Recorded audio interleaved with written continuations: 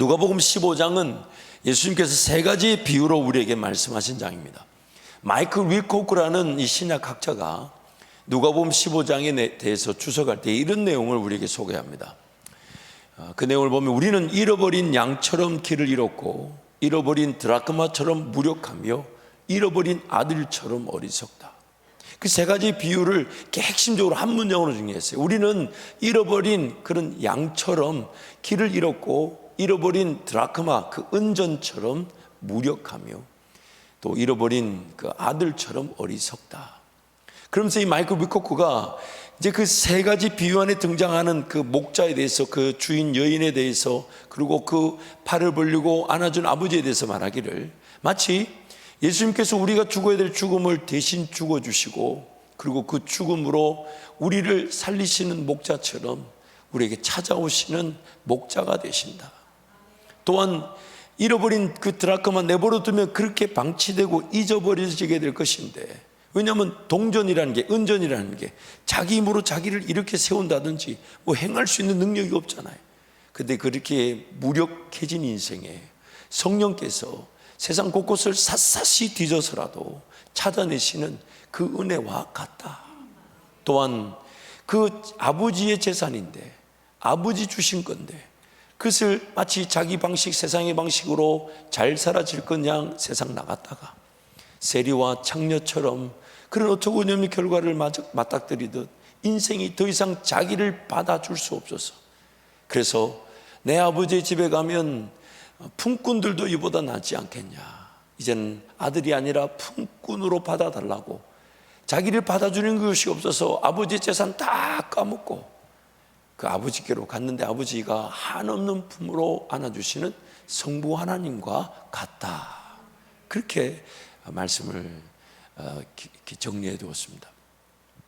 오늘 우리 하나님은 영원 전부터 영원까지 우리를 사랑하기로 작정하시고 그래서 이 세상을 지으셨는데, 그 인격체로 지음을 받은, 그래서 자율적인 사랑의 고백의 존재인 우리가 하나님과 그 동등됨의 사랑의 존재로서 하나님을 사랑하기보다는 우리가 우리 삶을 개척해 살아갈 그냥 착각하고 하나님을 거절하고 부인해 버렸어요. 그래서 마땅히 자연 만물을 보아도 창조주 하나님을 기억하고 우리의 영적 형편을 보아도 죄인으로 태어나 죄 가운데 죽을 이 형편이 하나님을 찾을 수밖에 없을 것인데 그 하나님을 잊어버렸어요. 그러다 보니까 우리는 목자의 품을 떠나서는 그 사망의 음침한 골짜기에, 세상살이에, 인생살이에, 자기 욕심과 정욕에 붙들려 길을 잃어버리고 마는 양 같은 신세가 되어버렸어요. 주인의 품을 떠나버리면 무력하여 결코 자기 힘으로 자기 삶을 일으켜 세울 수 없는 그런 동전과 같이 주인이 찾아주시지 않으면 그렇게 버려지고 잊어버리게 되는 인생이 되어올 수 있어요.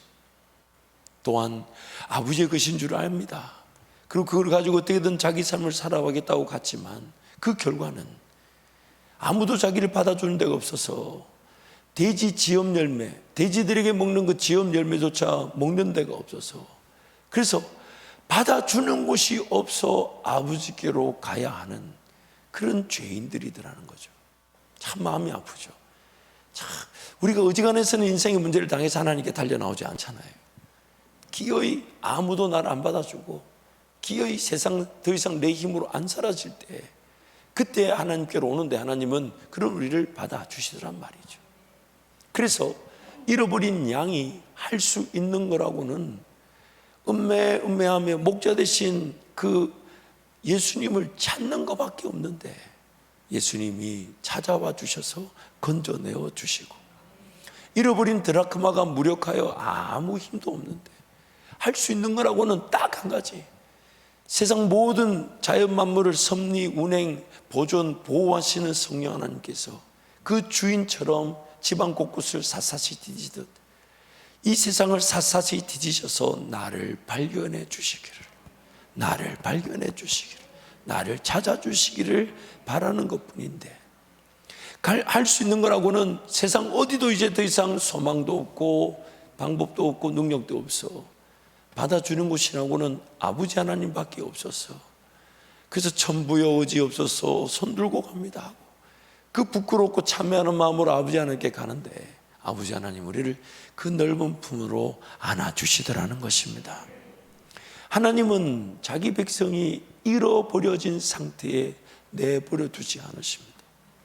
결코 반드시 되찾아오시는데, 그래서 그런 목자처럼 찾아가 주시고 성령 하나님처럼 샅샅이 뒤지듯 내 인생을 뒤지셔서 발견하기를 원하시고, 그리고 항상 기다렸다는 듯이 자식이 집을 나간 그날부터 아버지는 그 자식을 기다려 그 품을 벌리고 계셨던 것처럼 우리를 그렇게 회복시켜 주시는 것입니다. 그래서 오늘 우리는 그 회복의 은혜로 이 자리에 앉아 있습니다. 하나님을 경험했고 그리고 하나님을 예배할 수 있게 되었어요.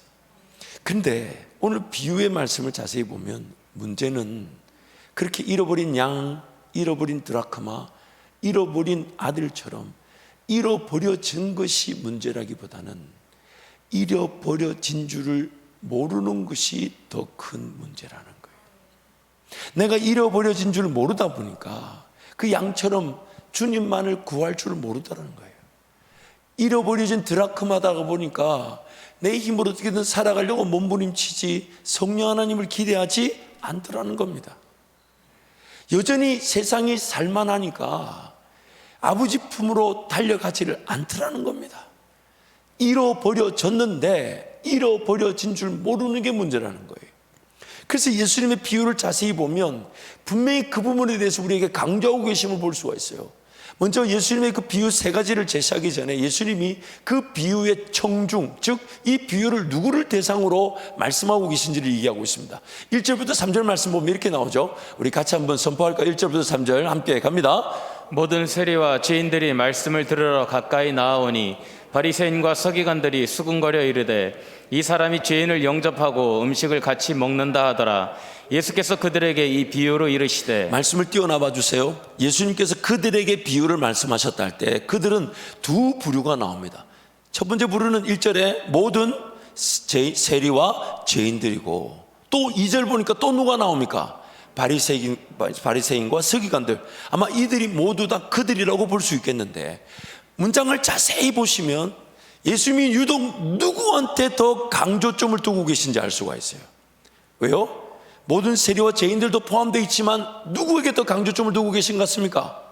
예수님이 지금 세리와 죄인들을 가까이 하며 그들과 같이 먹는다고 하는 그것을 지금 비방하고 판단하고 정죄하는 바리새인과 서기관들이 오히려 더 예수님의 비유의 대상임을 알 수가 있어요.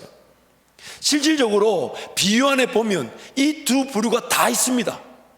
그래서 모든 세리와 죄인들을 대표하듯 잃어버린 양이 있고요, 잃어버린 드라크마가 있고 잃어버린 아들이 있어요.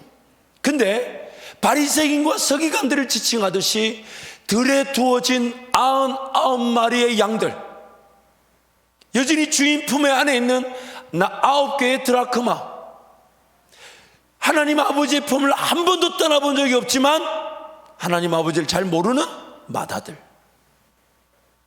그 두 부류가 지금 비유 안에 다 포함되어 있습니다. 특히 우리가 읽었던 이 79마리의 양과 1마리의 양의 비유에 자세히 보면 예수님께서 분명히 이렇게 말씀하고 계셨어요. 99마리는 들에 두었다. 이 동일한 비유를 마태복음에서는 그 99마리를 산에 두었다라고 얘기합니다. 아무리 울타리가 튼튼하다 해도 목자가 없으면 그 울타리가 더 독이 됩니다. 그렇지 않을까요? 99마리가 울타리 안에 있어요. 근데 목자가 없어 보세요. 완전 물반 고기반이에요. 야생 동물 늑대들 입장에서는 물반 고기반이에요. 울타리만 넘어가면 울타리를 넘지도 못하고 그 안에 갇혀있는 양들은 완전히 희생감이죠. 마치 예수님이 그걸 강조라도 하듯이 이렇게 표현해요. 회개할 것이 없는 의인 99명.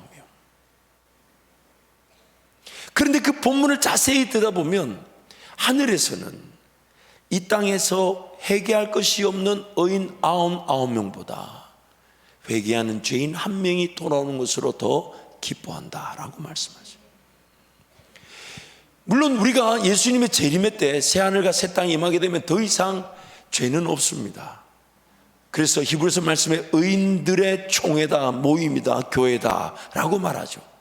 예수님의 재림의 때 우리는 새로운 몸을 입고 부활하여 이제 더 이상 죄가 없는 완전한 그 의인들의 세상을 살아가지만, 그러나 하늘과 땅이 나누어져 있는 지금 이때에 회개가 필요 없는 의인은 딱 한 사람밖에 없어요. 예수님밖에 없어요. 그러면 회개할 것 없는 의인 99명은 굉장한 복선이 깔려 있는 거죠. 회개할 것이 없다는 말을 이 한 문장으로 한번 바꿔볼까요? 예수님을 필요로 하지 않는 사람들.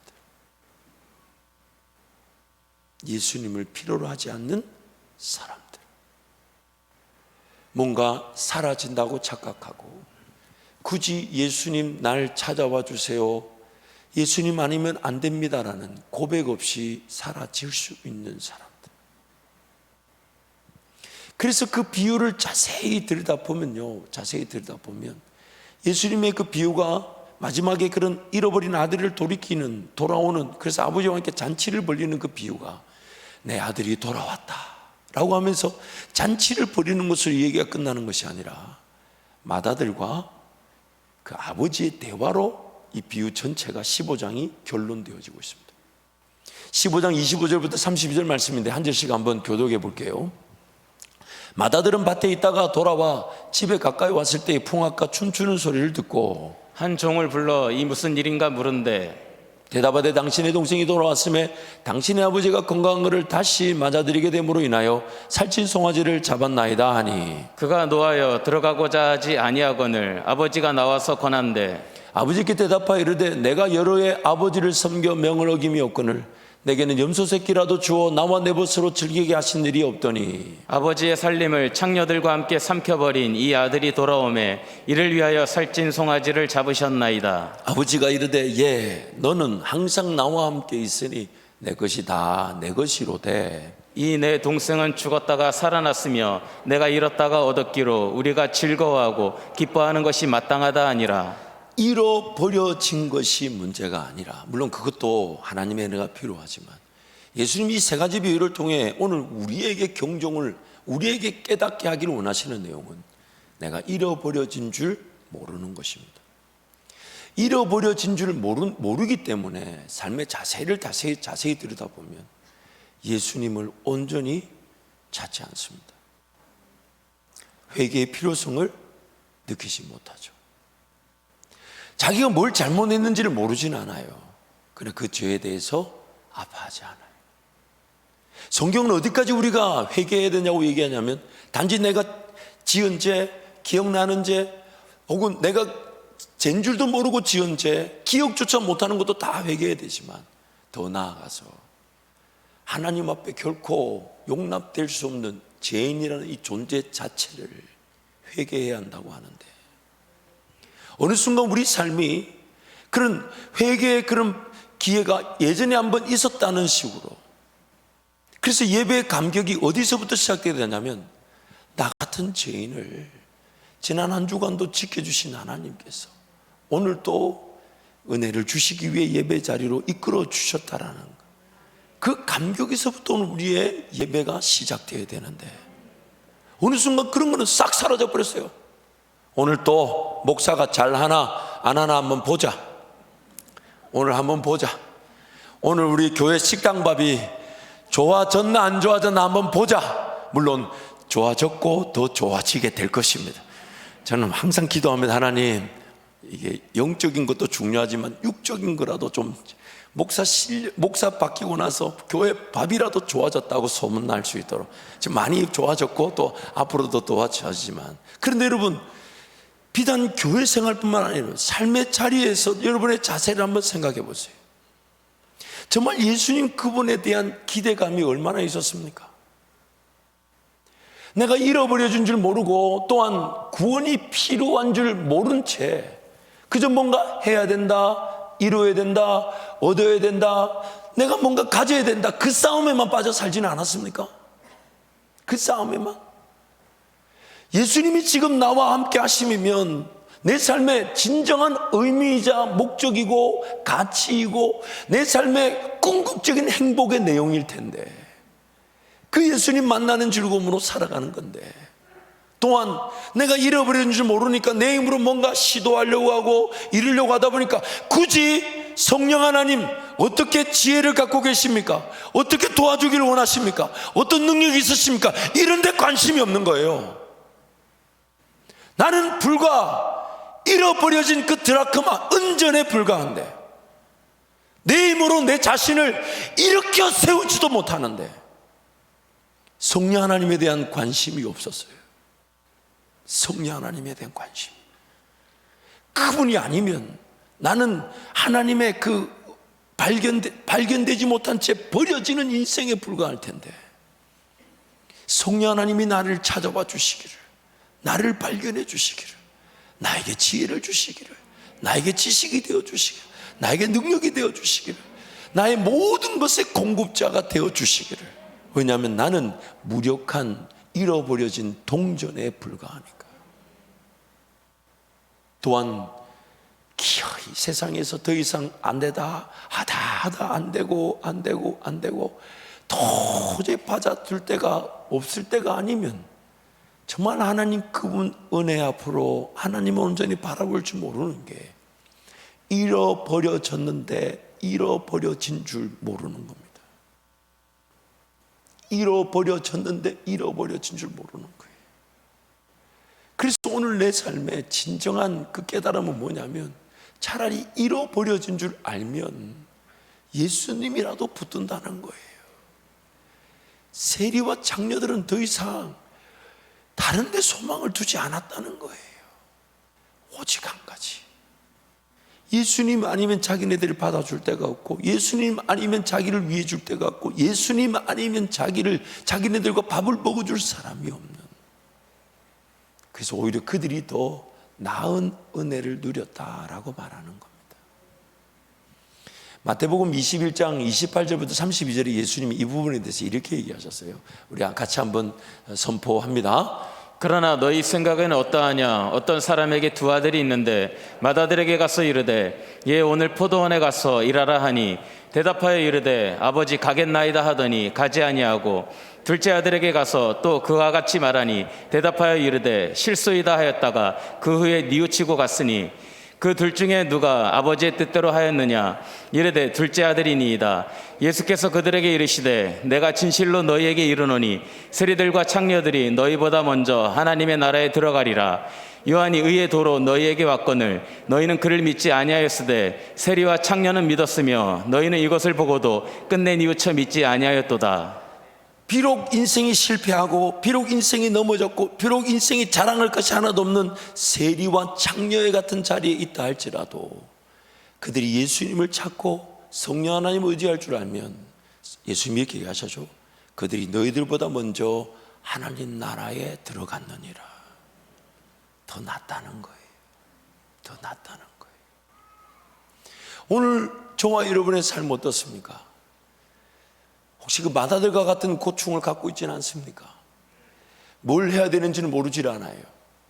이런 거 필요한, 교회도 섬겨야 되고 직장과 일터에서 하나님의 그런 사명자다운 일을 감당해야 되며 또한 비록 내 삶이 잘 돌봐지지 않아도 교회 부흥을 위해 선교를 위해 헌신해야 됨을 다 합니다. 다 합니다. 그런데 그 아는 것이 오늘 예수님이 이렇게 얘기하죠. 너희가 들었다 할지라도 뭘 해야 되는지 안다 할지라도 순종할 능력이 없다는 거예요. 예, 하나님, 제가 그거 해야 되는 줄 압니다. 하겠습니다. 하고 안 간다는 거예요. 못 간 거죠. 능력이 없어요. 물론 하나님 그분을 떠나서 삶을 살아갈 때 우리는 세리와 창녀와 같은 그런 죄인됨의 결과를 피할 수가 없습니다. 우리가 할 수 있는 거라고는 죄 짓는 것밖에 없으니까 아버지 하나님의 재산을 아무리 받았다 해도 아버지 하나님은 그 많은 물질을 내가 가지고 있다 해도 하나님 그분 없는 인생은 반드시 세리와 창녀 같은 그 결과를 피할 수가 없습니다. 그래서 그 삶 자체를 지향하라는 건 아닙니다. 세리와 창녀처럼 되라는 건 아닙니다. 하나님 없이 그렇게 될 수 있지만 그럼에도 불구하고 그 세리와 창녀됨의 자리에서 예수님 바라볼 줄 알고 예수님 의지할 줄 알고 성령 하나님을 기대할 줄 안다면 그가 더 복되다는 것입니다. 그가 더 복되다는 것이요. 맏아들 입장에서는 너무너무 힘든 일이었어요.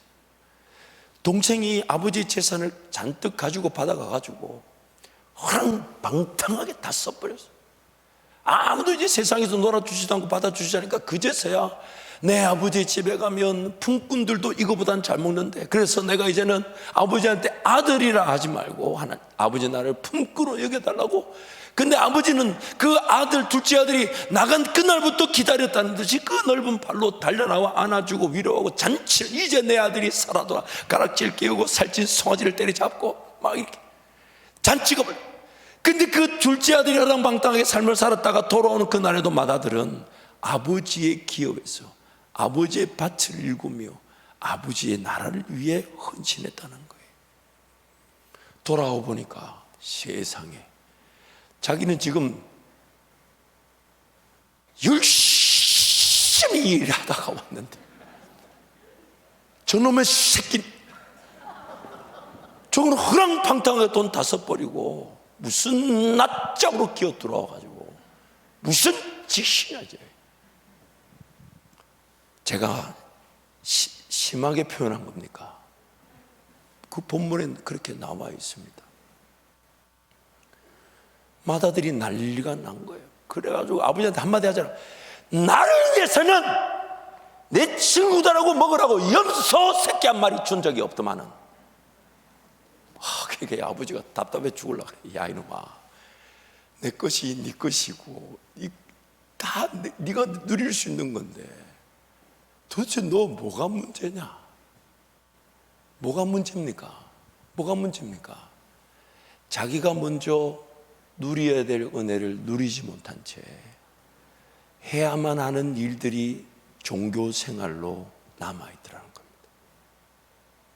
내가 진정으로 만나야 될 예수님을 만나고 그분을 위한 기쁨, 무력한 내 인생에 성령 하나님을 찾고 의지함으로 그분이 나를 만나주셔서 이렇게 세우신 그 감격.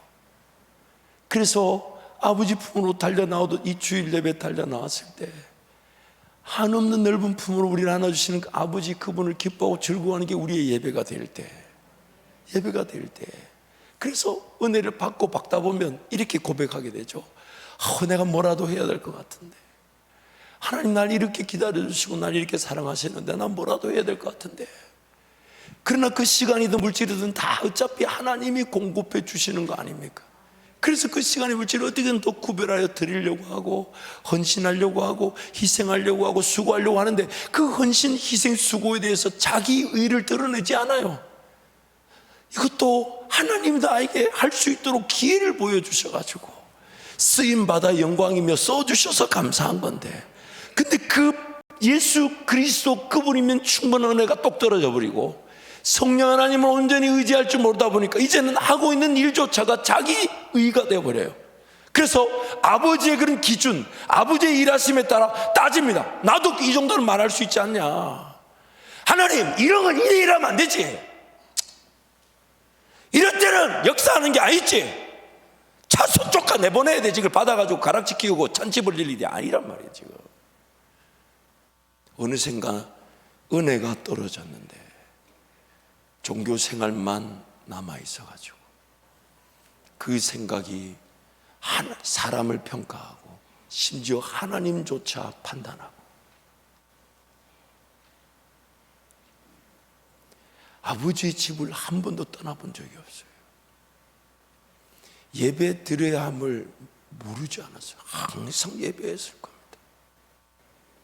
아버지의 기업을 관리하고 유지하고 경작하듯 다스리고 열매를 거두고 그 열매로 더 큰 땅을 차지해야 되는 그런 하나님 나라 확장을 모르지 않았습니다. 신앙생활이 그럴 수 있다는 거예요.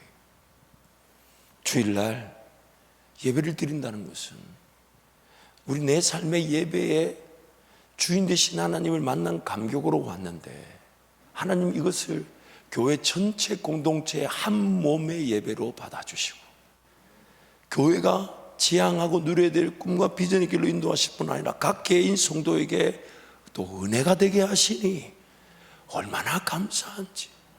그래서 그 하나님 품에 안긴 그 느낌으로 또 내일을 기대하는 거죠. 내일도 목자 되신 예수님만 바라보게 해주십시오. 성령 하나님만 따르게 해주십시오. 저는 길을 잃어버린 양과 같이 죄인이며 무력한 동전처럼 제 힘으로 제 삶을 지탱하거나 세울 수 없는 죄인입니다. 하나님, 목자 되신 주님만 바라보게 도와주세요. 성령 하나님, 무력한 내 인생에 성령님만이 유일한 능력이 되시니까 나를 살려주세요. 이게 오늘 우리의 예배잖아요. 그래서 그 은혜를 맛보고 그 은혜를 즐거워할 때 이렇게 성경에 이렇게 많아요. 내 잔이 넘치나이다. 그래서 나에게 먼저 은혜가 충만하게 임하고 나에게 먼저 그 은혜가 가득 찰 때, 그래서 그게 흘러가다 보니까 옆에 사람한테 밥도 사주게 되고, 죽었던 영혼들이 흘러가니까 그들이 예수님 나를 통해 만나게 되고, 죽었던 땅들이 살아나게 되고, 일터와 직장이 회복되게 되는 생수의 강의 역사가 내 잔, 나부터 채워지고 그게 흘러가는 것인데, 어느 순간 저 사람한테 밥 사야 되는데, 저 일터 살려야 되는데, 우리 자식들 저놈들 살려야 되는데, 하나님 나라 위해 살아야 되는데, 교회 봉을 위해 헌신해야 되는데, 모든 게 다 의무감으로만 남았어요. 부담으로만 남았어요. 그러나 또 그 부담을 가지고 감히 나 그런 거 안 할래라고 말하는 성도는 없어요. 왜요? 또 그것이 하나님께 영광이 될 뿐만 아니라 내 인생에도 성령의 기회가 된다면 심은 대로 거두게 하실 것이기 때문에 그 희생과 수고와 충성에 동의되지 않는 성도는 단 한 명도 없습니다.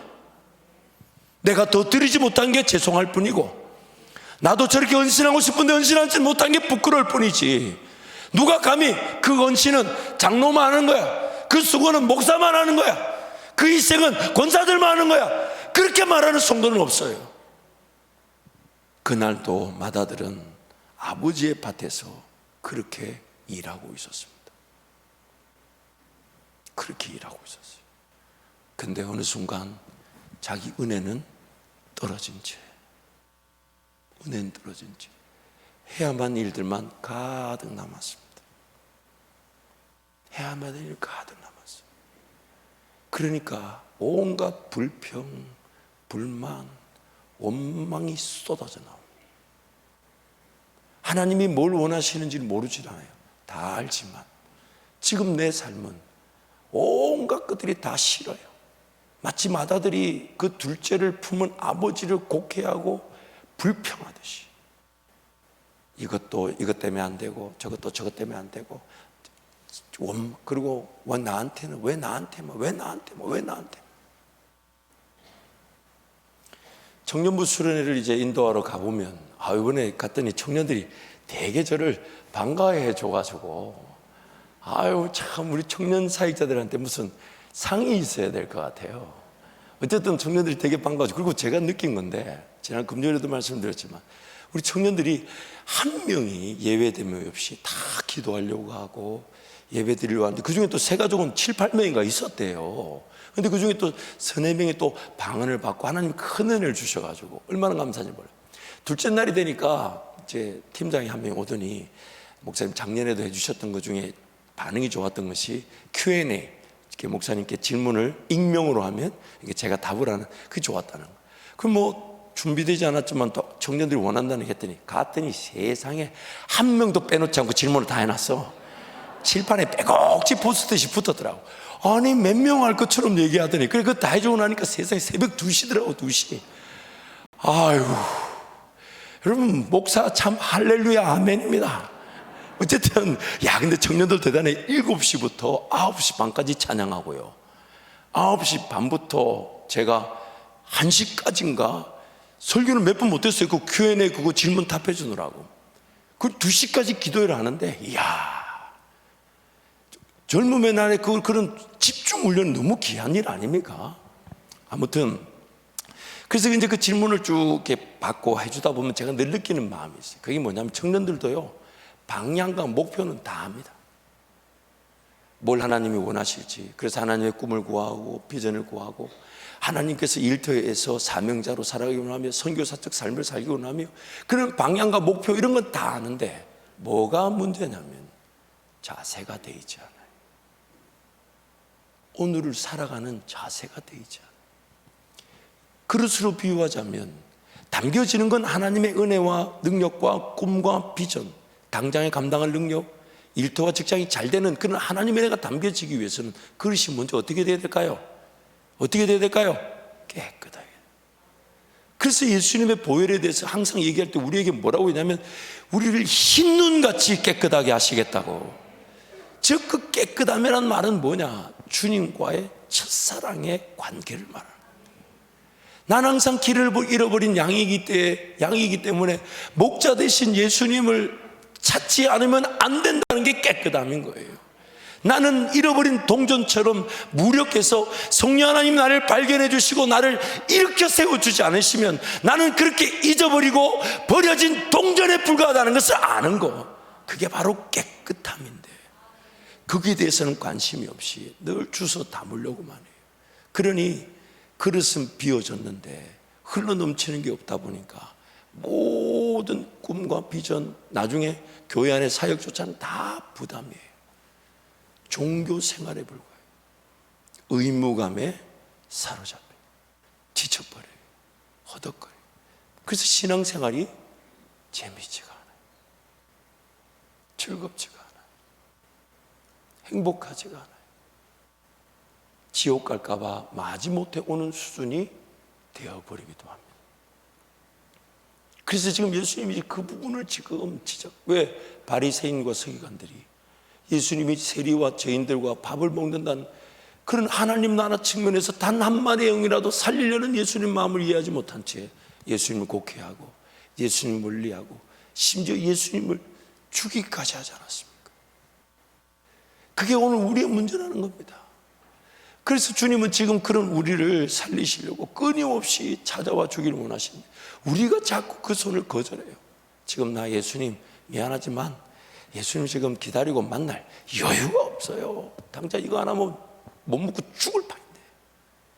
성령 하나님을 기다려야 되면 알지만 성령 하나님을 온전히 기다릴 만한 내가 지금 시간적인 여유가 없어요. 당장에 지금 이거 해달라 저거 해달라 처리해달라고 먹여달라고 입혀달라고 마셔달라고 아우성인데 언제 그런 성령의 음성. 그러다 보니 오늘 내 인생이 뭘 해야 되는 건 아는데 순종하지 못하는 어리석은 상태에 갇혀가지고, 그래서 신앙생활이 다 부담이죠. 그래 오늘 또 한번 가보자. 이것도 제가 지어낸 거면 좋겠어요. 나 직접 들었어요. 나 직접 들었어.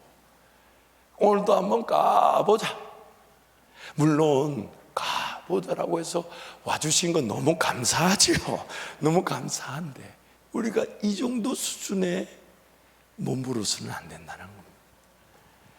예수님은 지금 그 천국의 잔치를 이 땅에서 비록 여전히 고통과 고난이 있고 문제와 아픔이 있어도 그것을 이겨내는, 그래서 예수님 그 은혜를 만끽하며 그래서 예수님과 동행하는 행복을 우리에게 맛보게 하기를 원하시는데, 그래서 예수님을 찾을 수밖에 없는 죄인이 예수님이 찾은 게 마땅한데 은혜를 주시고, 무력한 인생인 줄 알아 성령 하나님이 나를 발견해 주시기를 기다리는 게 마땅한데 성령 하나님은 나를 살려주셔서 아버지 하나님의 품으로 달려가게 하시니, 이게 바로 우리가 누려야 될 은혜의 시작인 거예요.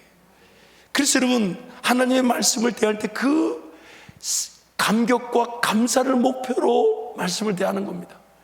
아무리 말씀을 펴서 읽어봐도 지금의 내 사업의 문제, 내 가정의 문제, 직장의 문제를 직접적으로 해결해 줄 만한 그런 답은 그 안에 아무리 펼쳐봐도 없어요.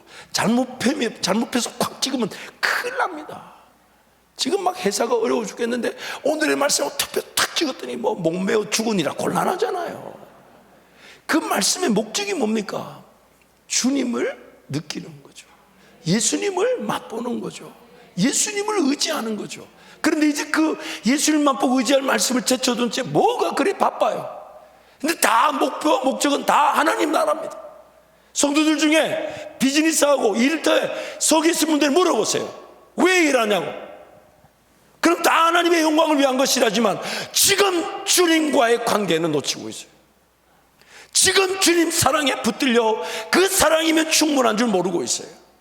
지금 성령 하나님이 무력한 내 인생을 일으켜 세워주시기를, 그 바람과 기대가 없이 그저 일해야 된다, 이루어야 된다, 성취해야 된다, 관리해야 된다, 유지해야 된다, 열심히 땀 흘려야 된다. 맏아들과 같은 어처구니 없는 신앙생활에 갇혀 있을 수 있다는 것입니다. 사랑하는 성도 여러분, 내가 잃어버려진 죄인이라는 것을 안다는 것은 정말 나는 단 하루도 단 한 시간도 목자 되신 예수님을 바라보지 않으면 내 갈 길, 세상 길을 걸어가고 마는 인생의 방황과 그 헤매임을 피할 수 없는 죄인이라는 것을 항상 인식하는 겁니다.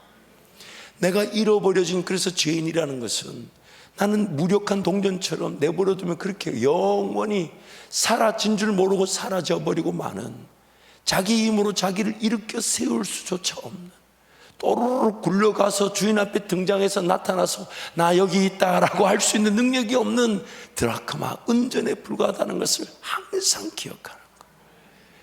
내가 잃어버려진 죄인이라는 것을 안다는 것은 세상 그 어디도 나를 그 넓은 품으로 안아주며 위로하며 격려하며 삶이 산되게 할 곳은 그 누구 그 어떤 것도 없기에 하나님만 온전히 바라보고 그분께로 달려가야 된다는 것을 고백하는 것.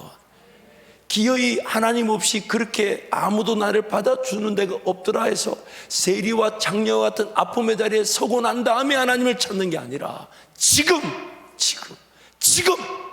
나는 그런 길을 피할 수 없는 죄인입니다. 아버지 하나님, 나를 불쌍히 여겨 주옵소서. 그게 바로 하나님, 나는 잃어버려진 양입니다. 잃어버려진 드라크마입니다. 잃어버려진 둘째 아들입니다. 아버지 하나님, 나를 불쌍히 여겨 주옵소서. 그것이 오늘 우리의 고백이고 예배가 되어야 되는 것입니다. 그래서 제가 기도문을 한번 작성해 봤습니다. 우리 같이 한번 기도문을 한번 선포하면 좋겠습니다. 함께 갑니다. 시작. 오 주님, 저는 길을 잃은 양입니다. 앞으로의 인생길을 결코 파악할 수 없으며 심지어 살아온 지난날의 길조차도 제대로 해석할 수 없는 죄인입니다. 저는 잃어버려진 동전과 같습니다. 제 힘으로 아무것도 할 수가 없습니다. 성령 하나님의 전적인 도움과 인도하심이 아니면 그저 버려져 기어이 잊어지고 사라질 인생입니다. 저는 잃은 아들과 같습니다. 저의 삶이, 저의 시간이, 저에게 주어진 모든 것들이 창조주 하나님께서 공급하신 것인데 그것을 가지고 제 것인 양 살았습니다. 기어이 다 잃어버렸고 더 이상 받아주는 곳이 없습니다.